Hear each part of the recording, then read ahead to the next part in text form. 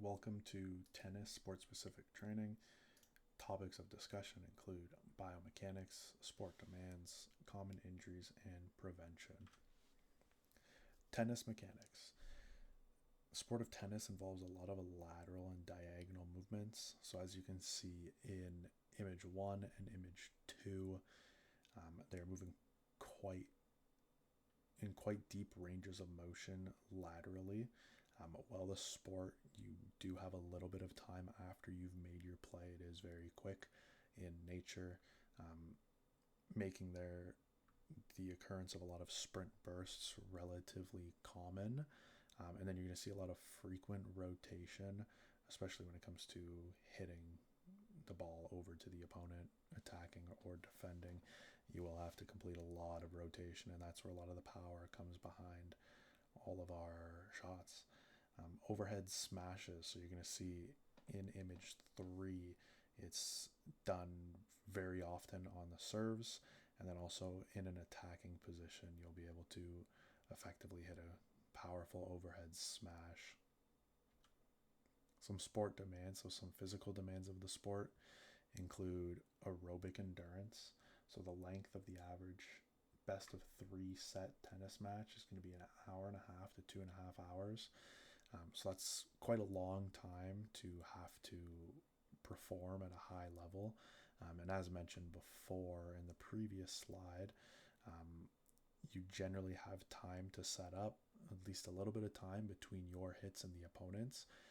So while there is that anaerobic portion with the sprint burst, it's not quite as important as that aerobic endurance to be able to withstand the 1.5 to 2.5 hour length competition. Ground force production is also a pretty important aspect of the sport because you have to be able to produce force into the ground, rotating it from that ground force into your upper body, into the racket to be able to send that tennis ball flying at high speeds, which will also include some rotational power as well. Technical demands of the sport include effectively being able to produce a forehand and backhand with good power and precision. Then there's serves, volleys, smashes, and then also that neural efficiency, which comes in that anticipation, that reaction time, and the ability to coordinate your entire body. Some common injuries and prevention. First common injury, we're looking at shoulder injuries. So again, with overhead movements and the amount of times that you will be attacking overhead, you need to have large ranges of motion. And our best way to support that is going to be by strengthening the muscles surrounding that joint. So we're going to strengthen our shoulder muscles through full range of motion overhead pressing, and then also ensuring that we have proper shoulder stabilization through that rotator cuff. And how we're going to do that is we're going to do movements such as our face pull, focusing on that external rotation and ensuring our shoulder blades move freely around the rib cage. Another common injury is going to be elbow and wrist tendonitis. So that comes from the sheer force of the ball making contact with the racket and those upper limbs having to be able to stay stiff enough to send that ball in the other direction and absorb the force and redirect it.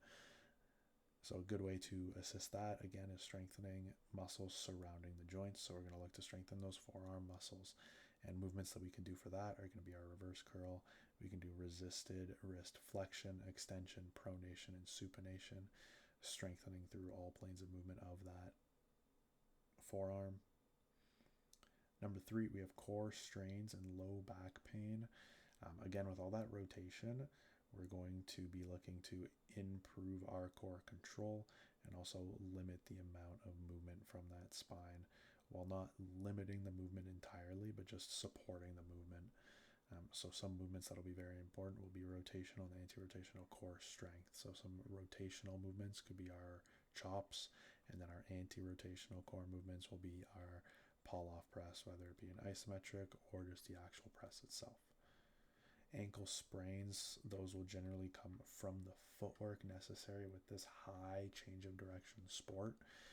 The likelihood of rolling your ankle is quite high, unfortunately.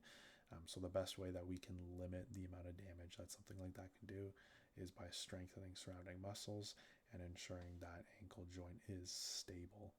So to strengthen, we will be completing calf raises with a straight knee and a bent knee so that we can strengthen both the gastroc and the soleus.